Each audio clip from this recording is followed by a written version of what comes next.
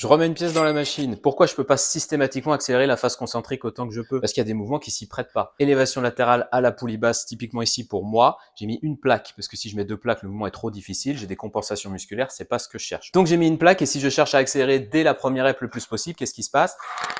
Ça, vous voyez, donc il y a un sursaut, je perds la contraction, c'est pas génial pour la machine, c'est pas forcément génial en tout cas pour ce que moi je recherche parce que là je dois amortir le choc et c'est pas ce que je veux. Je veux plutôt avoir un mouvement continu, une certaine rythmicité dans ce que je fais. Donc accélérer, oui, dans une certaine mesure, mais je vais ralentir consciemment ou non à la fin du mouvement, ou peut-être que je ne vais accélérer le plus possible que les dernières reps quand vraiment ça devient difficile, et là il n'y aura pas de sursaut. Mais vouloir systématiquement accélérer dans tous les cas la phase concentrique le plus possible dès le début, ça fonctionne pas, évidemment. Alors en général, vous n'avez pas besoin de vous prendre trop la tête, c'est assez bien fait, hein. Votre corps il a des capteurs, vous vous rendez assez vite compte que ça, c'est pas forcément le plus adapté. Pareil sur un leg extension, si vous envoyez super fort une charge relativement légère dès la première rep, bah vous perdez le contact avec le coussin, avec la petite mousse là sur vos tibias, et ensuite, boum, bah vous devez amortir le choc. Et en général, c'est pas ce qu'on recherche le plus souvent sur ces machines-là, sur ces mouvements-là.